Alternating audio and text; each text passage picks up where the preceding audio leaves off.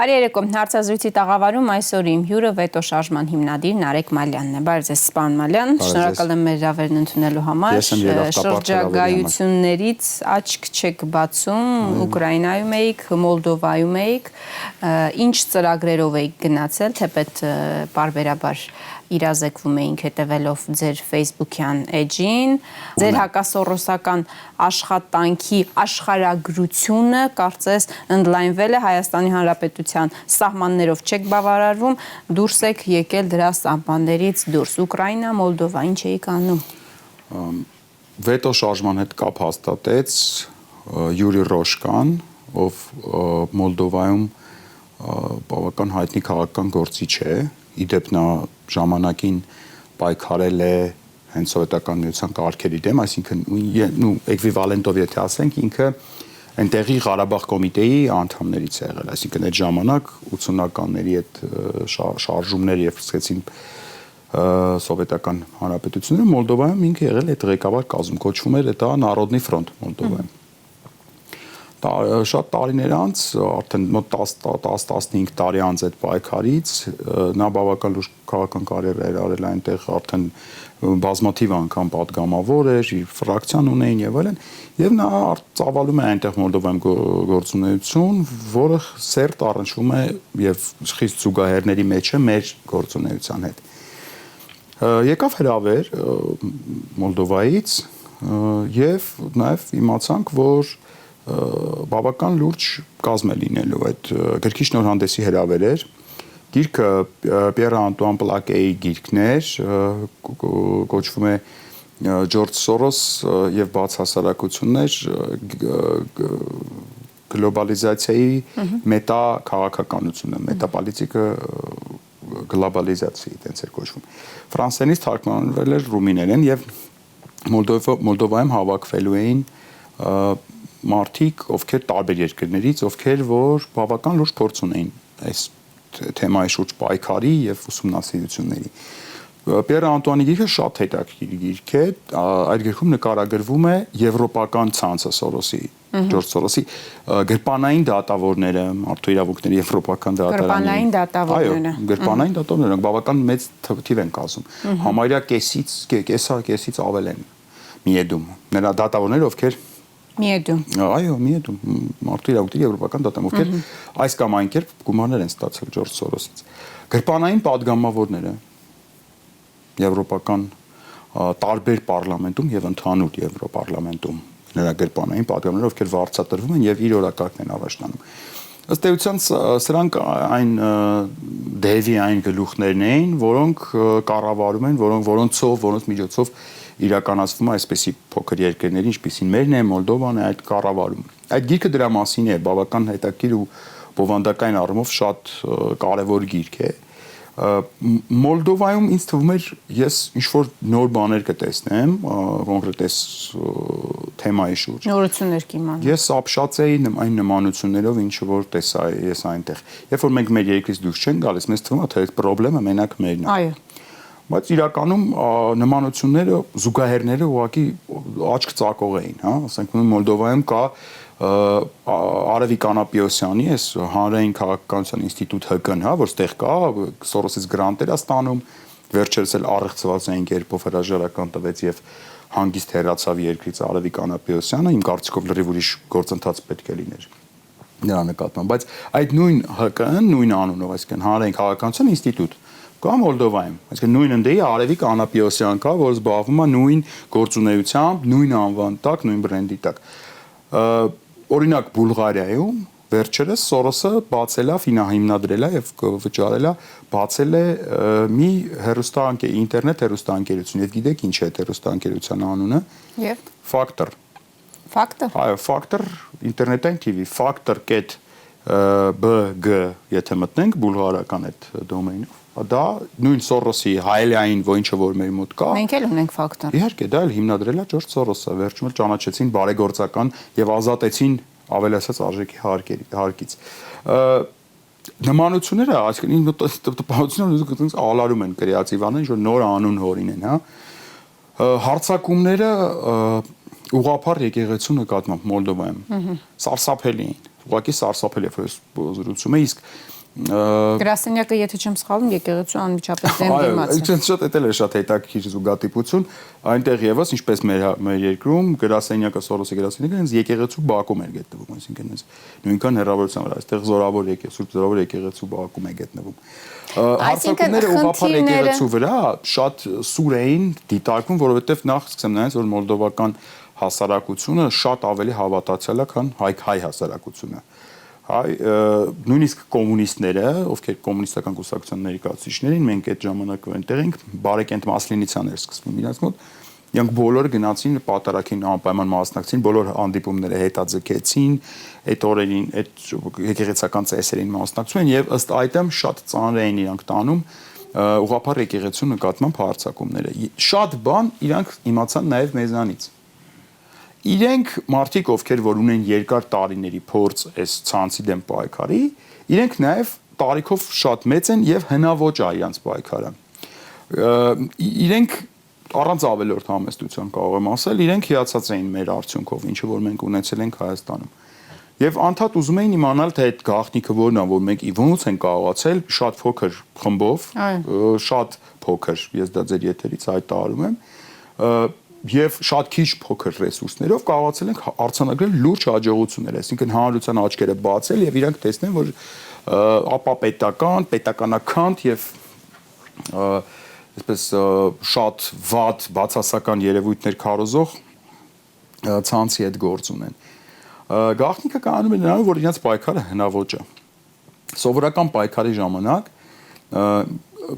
լինում է հարված, դու պատասխան հարված է տալիս, հա, դա այդպես միշտ բոլոր տեղերում այդպես է անում, դրա համար իրանք պարտվում են։ Նախ առաջին հերթին պետք է լինել նախահարցակ, սա շատ կարևոր է։ Եվ երկրորդ հերթին չպետք է վախենալ լինել ծաղրածու։ Սա շատ բան եմ ասում, այդպես համարձակ բան եմ հայտարարում։ Գիտեք, իմ կյանքի երազանքը չի եղել լինել ծաղրածու։ Բայց այդ դերից չեմ վախենում։ Եթե պետք լինի շատ կարևոր ինֆորմացիան հասցնել իմ հայրենակիցներին, իմ համակարգացիներին, հումորի, ծաղրի, նույնիսկ ինքնա ծաղրի ձևով ես դա կանեմ։ Հա, ես օրինակ երբ բերեցի, որ մենք Սորոսի արձան ենք բացել Երևանում, մոտ մի քանի ժամ սենց անհասկանալի ռեակցիաներ է ստանում տարբեր երկրների ներկայացուցիչներից, որովհետև իրանց պայքարը շատ տրադիցիոն է, այսինքն իրանք չեն սիրում Սորոսը, իրանք կարող այնտեղ միտեղ Սորոսի ընդդենք արձան լինի, գնան ներքշփեն այդ արձանի վրա։ Իրանց պայքարը տենց են պատկերացնում։ Իսկ ես իրանց բացատրեցի, որ պետք է չվախենալ ծաղրածու լինելուց։ Պետք է չգնալ տրադիցիոն ճանապարհներով, պետք է գնալ մի քանի քայլ առաջ եւ խաղի կանոնները հաստատել պետք է ինքներս հաստատենք, այսինքն չթողնենք, որ իրանց խաղի կանոններով Լարիսա Մինասյանն էլ գովեց իր վերջին ասուլիսի ժամանակ, գնահատեց ձեր պրոֆեսիոնալիզմը։ Ես շատ զգացված եմ։ Թեպետ ցավում եմ, որ հրաժարվում է Լարիսային միամսյակի կապակցությամբ եւ ինչու՞ չէ, թե սորոսական կանանց եւ աղջիկներին։ Ուզում եմ ասել, ցավում եմ, որ տիկին Լարիսա Մինասյանը հրաժարվել է, ինչպես ձեզ այդ բանավեճից, այնպես էլ հրաժարվել է հյուրընկալվել մեր տաղավար, հարցազրույցից է անգամ հրաժարվում։ Ուկրաինայում ինչ վիճակ էր, Մայդանից հետո գիտեք, հեղափոխությունը սնվում է արյունով։ Ուկրաինայում ես հատուկ տեսանյութ արեցի հենց Մայդանից 100 մետր 150 մետր այն կողմ Սուրբ Միխայել եկեղեցու բակում, որտեղ տեղադրված էր, այսպես ասած, իրանց Նեբեսնե Սոտնյայի նկարները։ Իդեպ 3 հոգին հայ են ազգությամբ եւ առաջին զոհը այդ հեղափոխական թոհուբոհի մեջ հենց հայ էր Սերգեյ Նիգոյանն էր, շատ երիտասարդ երեխա կարելի ասել, հա, 20 տարեկան, մի քիչ ավել կարող է։ Այդ 100-ից ավել մոտ 107-8 հոգի մարդու մասին է խոսքը, ում ասում են Նեբեսնե Սոտնյա, դրանք այն զոհերն էին, որոնք մահացան, սպանվեցին հենց այդ հեղափոխության օրերին։ Կիևի փողոցներում հիմնական մասը սպանվեց ցերեկվա ժամերին, հա։ Կան տարբեր տեղեկություններ, որ դիպուկարներ են աշխատել, հենց այդ Մայդանի վերևը մի հատ հյուրանոց կա, այդ դիպուկարներ են աշխատել հատուկ այդ զոհերի մասով շատ հարցեր կա, որոնք բաց են։ հիմնականում հակվածություն կա կասկածելու, որ այդ զոհերը ձեռնտու էին հենց ցուցարարներին։ Այսինքն մարդկանց, ովքեր հեղափոխություն էին անում։ Հեղափոխությունը կրկնում եմ, սնվում է արյունով։ Հիմա նրանց բոլոր հղումները դեպի այդ զոհերն են։ Կիևում շատ բազմաթիվ բաներ վերանվանել են այդ Նեբեսնե Սոտնյայի անունով։ Արձաններ են տեղադրել, նկարներ են տեղադրել, բան անդադ։ Իհարկե դրանով իսկ սահմանափակվել է։ Եվ հիմա ցանկացած մարդ, ով ինչ որ այլ կարծիք է ուզում հայտնի Կիևում, իրան մեղադրում են, որ նա տականք, դու սպրծուկ, դու դավաճանում ես այդ հարյուրյակի, այդ երկնային հարյուրյակի արյունը եւ նրանց զոհողությունը եւ այլ, այսինքն հղումը պետք է լինի անպայման մահացած մարդկանց վրա, պարտադիր։ Սա հեղափոխության կանոնն է։ Հեղափոխությունը պարտադիր պահանջում է զոհեր, որպեսի այդ զոհերի արյունով ամրապնդվի ու գոնե մի 10 տարուց ավել, եթե 10 տարի եւ ավել, ինքը խախտվի իր դիրքերը։ Մարտի 1-ի հետ էլ կապված մենք զոհեր այս հեղափոխության ժամանակ չունենք, ընդ որում ուզում եմ շեշտել իրականությունն է, որ Սերժ Սարգսյանը հրաժարական տվեց շատ ավելի շուտ, քան այդ ցույցերը կվերածվեին մեծ շարժման եւ կլիներ զոհերի հավանականություն։ Ենթադրում եմ, որ Սերժ Սարգսյանը փորձեց իր շուտ հրաժարականով կանխի մարդկային զոհերը եւ դրանով իսկ զրկեց հեղափոխականներին հղում անել իրենց սեփական զոհերի վրա, իսկ որ հեղափոխականները արյուն էին տենչում, ես ենթադրում եմ մինչև հիմա էլ տենչում են, դա փաստ է։ Դա փաստ է։ Իրանք ուզում էին, որ անպայման ինչ-որ բախում լինի, որ այդ բախման արդյունքում լինի, որտեղ եթե բախման չես գնում, չես կարող էլ ասենք լիքը մարդ հազարավոր վերցնես, գազազացնես այդ մարդկանց, տանես ազգային ժողովի падգամավորների վրա։ Ինչ պետք է անեն այդ մարդիկ այդ падգամավորներին, ինչ համար են իրանք հասել ազգային ժողովուրդ, ինչ անեն։ Ծեծեին, սպանեին, ինչ անեն։ Եվ քանի որ այս հեղափոխությունը չունի իր սեփական զոհերը, ինքը այսպես ասած պարտքով վերցրեց 2008 թվականի մարտի 1-ի 10 զոհերին։ Եվ անընդհատ սկսեց այդ զոհերի հանգամանքը շահարկելով փորձեց ամրապնդել իր հեղափոխական դիրքերը։ Գիտեք, դա կարճաժամկետ առումով տվեց արդյունք, հա։ Մարդիկ այդ 10 տարվա այդ հատվածը կորցրել են իրենց հիշողության մեջ, հա, որ ոչ թե դա 3 է եղել, այլ 10 տարի առաջ, ոչ թե դա այսինչ պատճառով եղել է, լրիվ ուրիշ բանի համար էին այդ մարդիկ հավաքվել հրապարակ եւ լիքը հարցեր կա իդեպ մարտի 1-ից, որ եթե ես սկսեմ այդ դրանք հնչեցնել, կարծում շատ անհարմար վիճակում կհայտնվեն այն մարդիկ, ովքեր այդ կոնկրետ մարտի 1-ի գործը շահարկում են։ Նախ մարտի 1-ին երկու իրադարձություն ա տեղի ունեցել, որոնք չգիտես ինչի խառնում են, sense միքսում են իրար։ Առաջինը ոստիկանության գործողությունները առավոտյան մարտի 1-ի եւ հաջորդը արդեն Միասնիկյանի առաջին օպերայի հրապարակում, ազատության հրապարակումը գործողություն եւ երկրորդը արդեն Միասնիկյանի արձանի մոտ տեղի ունեցած իրադարձություններն են։ Դրանք երկու տարբեր իրադարձություններ են եւ ամբողջ խնդիրը, այսպես ասեմ, մանիպուլյացիան կայանում է նրանում, որ այդ երկու իրադարձությունները միքսված են քննարկվում եւ այդտեղ է որ խճճվում են մարդիկ, հա, որովհետեւ կարելի է քննարկել առաջին իրադարձությունը այդ ոստիկանների կողմից ցույցի ցրելը, դա օրինաչափ էր թե օրինաչափ չէր, միգուցե օրինաչափ էր, միգուցե օրինաչափ չէր, եւ առանձին քննարկել հենց արդեն Միասնիկյանի արձանի մոտ տեղի ունեցած իրադարձությունը, որտեղ իրանք որևէ կապ չունեն իրար հետ, բացի նրանից, որ իրանք տեղի ունեցել նույն օրը։ Իրանք որևէ կապ չունեն։ Հա, կան մարդիկ այդ նույն քրեական գործով կան, այսքանով ասեմ, հələ որ հասկանալի է, բայց մեղադրանքները միևնույնն է, նույն փաթեթի մեջ են ներկայացվում։ Այն ինչ որ տեղի ունենում մարտի 1-ի գործի շուրջ, դա իրավական որևէ գործընթացի մեջ չտեղավորվող process է։ Ինքը քաղաքական process է։ Նիկոլ Փաշինյանը պարտքով վերցրել է 2008 թվականի, պայմանական եմ ասում Նիկոլ Փաշինյանը, հեղափոխականները պարտքով վերցրել են 2008 թվականի զոհերին եւ այդ զոհերի հանգամանքները շարքելով փորձում են այդ արյունով ջրեն իրենց հեղափոխությունը, որպեսզի ավելի արմատները խորը գնա։ Մեկ հարց մարտի 1-ի մասին, եթե կարելի է եւ ավարտենք այդ թեման։ Մարտի 1-ն էլ դիտարկենք այս բոլոր հեղափոխությունների մեջ։ Այո։ Այդ բոլոր սցենարների Ինչի մենք եկանք մարտի 1-ին Ուկրաինայից 100 հոգու սպանել են,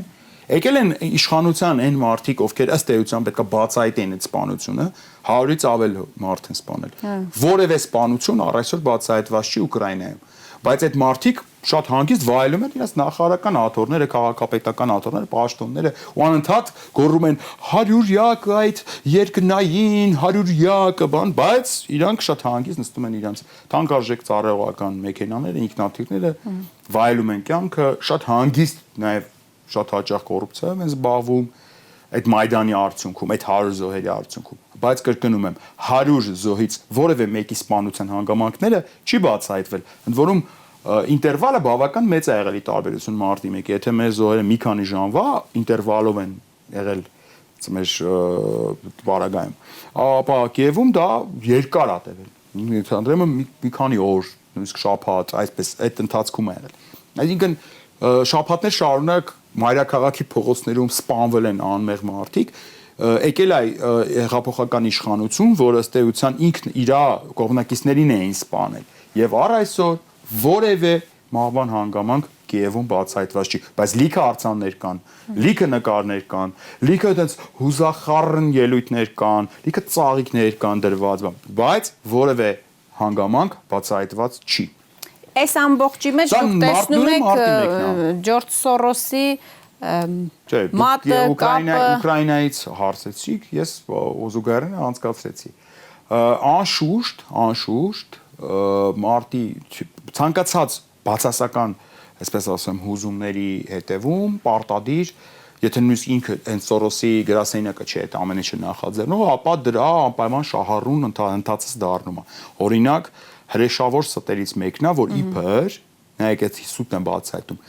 հեղափոխությունը իրականացրել են նաև տրանսվեստիտ մարմնավաճառները։ Կա չէ՞ տենց շրջանառություն, որ տրանսվեստիտները փողոց էին փակում, բան, ոչ, նման բան չի եղել։ Տրանսվեստիտներին Սորոսի գրասենյակը կցել է հեղափոխության թեմային Սերժ Սարգսյանի հրաժարականից հետո արդեն։ Հետո։ Այո, դրա զուտ նրա համար, որ մի քանի կադր ունենային տրանսվեստիտների հետ, հետո հետագայում դնեն, ասեն, բայց ինչով է նա տարբերվում այս տրանսվեստիտ մարմնավաճառը մյուս քաղաքացիներից, նա էլ էր հեղափոխություն ուզում։ Իրականում սա հրեշավոր սուտ է, ինչպես շատ բան, ինչը տեղի ունենում Սորոսի գրասենյակում։ Մենք ակունքներում ենք կանգնած։ Ուրա այդ ակունքներից մի հատ ֆոտո չտեսանք, մի հատ փողոցներ փակում։ Փողոցներ փակում էին արդեն Սերժ Սարգսյանի հրաժարականից հետո։ Արդեն հենց հրաժարականի հաջորդ օրից, երբ որ Սորոսի գրասենյակում հասկացան, որ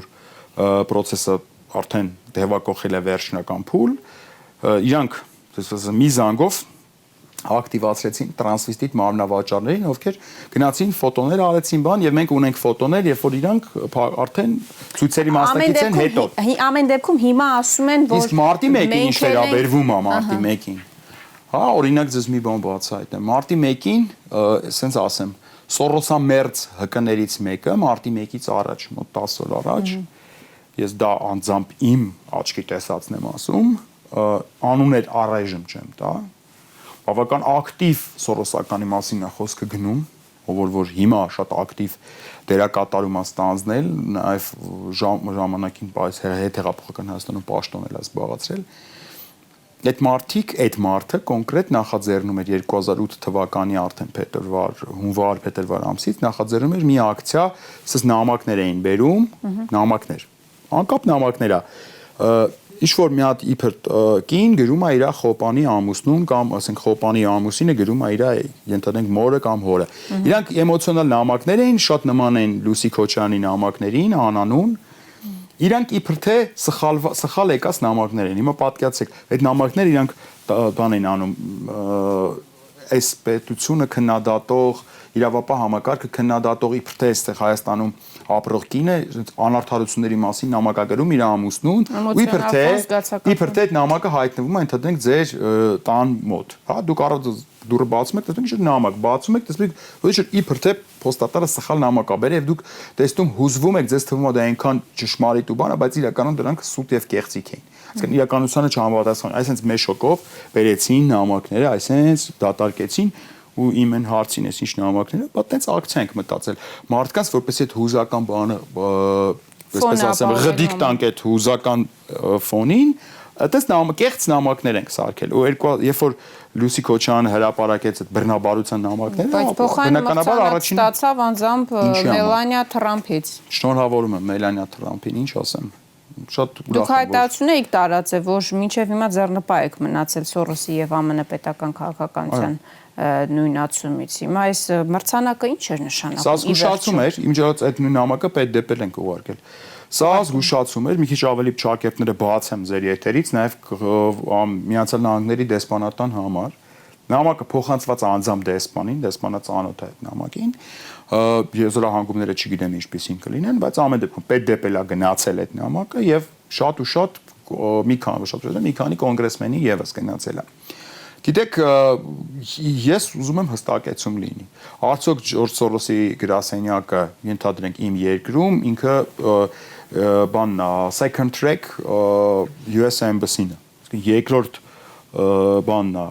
երկրորդ դեսպանատունն է։ Եթե տենց է մոտեցումը, խնդրեմ, խնդիր չկա։ Ես սկսեմ մարդկանց բացատրել, որ վտանգը արդեն ոչ թե անձամբ Ջորջ Սորոսից է գալի, այլ Միացյալ Նահանգներից է գալի։ Դա շատ կարևոր է դա հասկանալ իմ համար, որտեվ ես երբեք ինձ թույլ չեմ տվել որևէ երկրի նկատմամբ իրականացնել քարոզչություն այն առումով, որ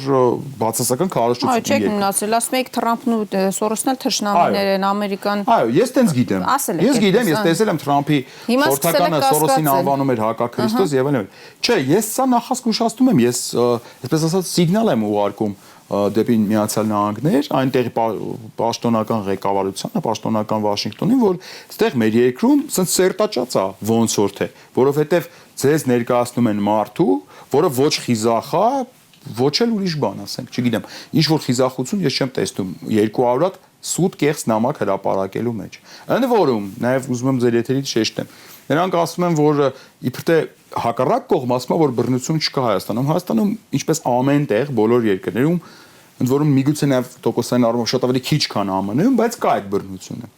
Ուրիշ բան, որ այդ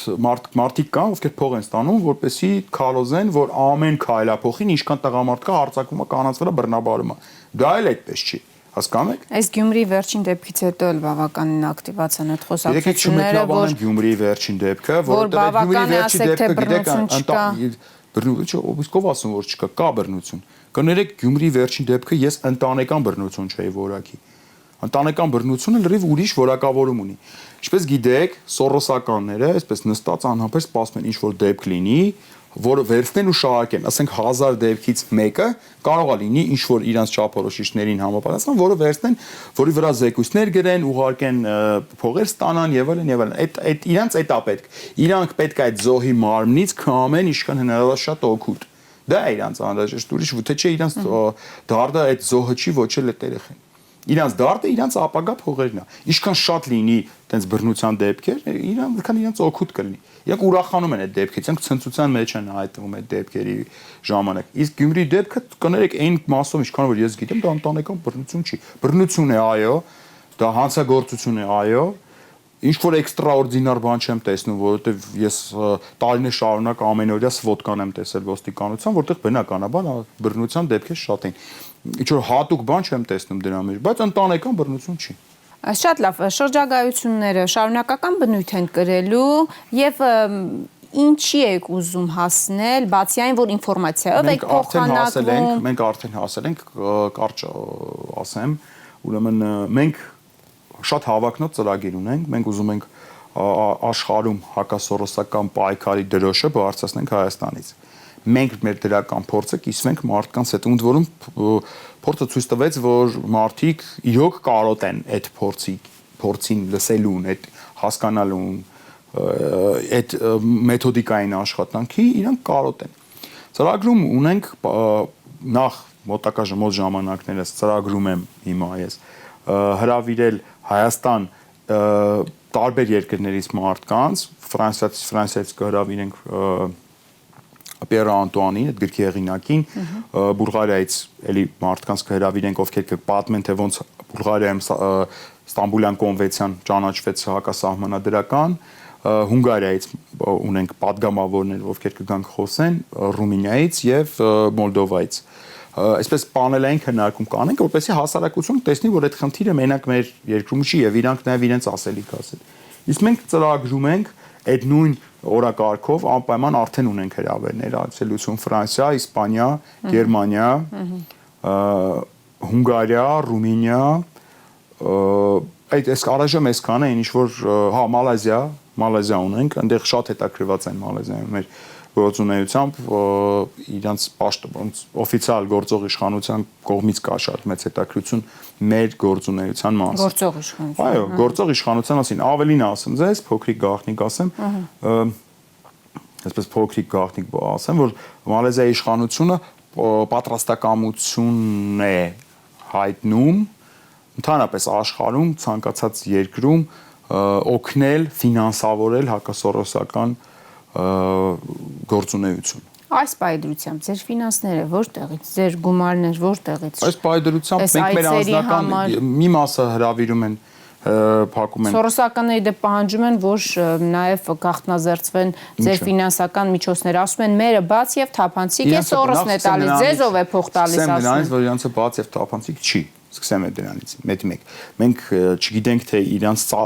ծախսային հատվածը չգիտենք։ Մենք գիտենք որ սակունցը ստանում է 230,000 դոլար, օրինակ եմ ասում։ Բայց մենք չգիտենք ումա վարձում սակունցը այդ գումարով, հա, դե շատ փակ թեմա է, որովհետև ունեմ ինֆորմացիա, որ օրինակ Արցախի նախագահական ընտրություններին օրինակ ակտիվ մասնակցող տեխնացուներից մեկը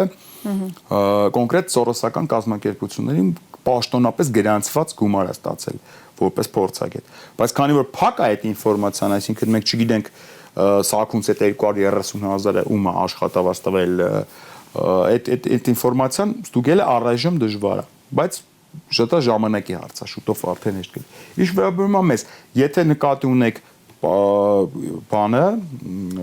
մեր շրջագայությունները տուրն են հակասորոսական հիմնականում գիտեք հիմնականում դրանք տեղի ունենում հրավիրող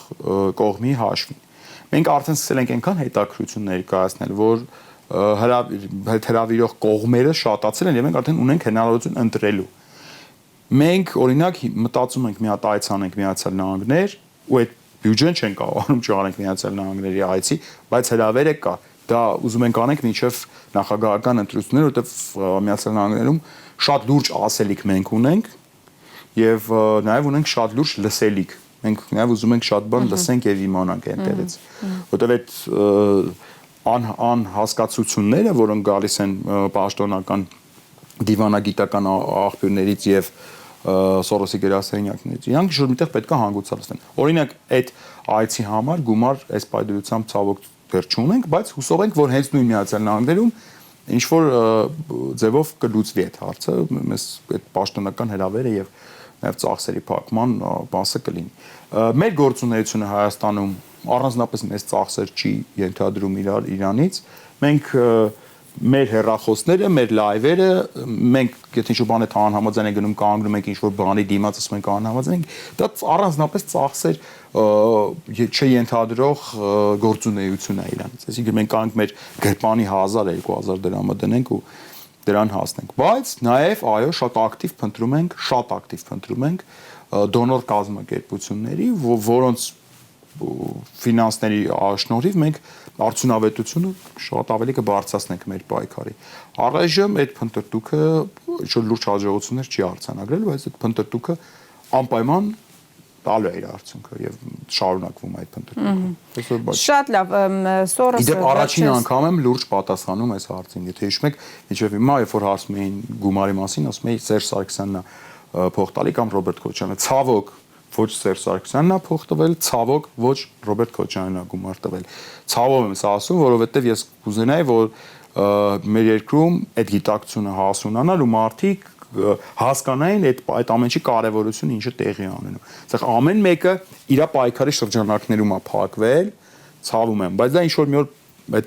այդ ամեն ինչը փոխվելու ու մոտ է այդ օրը։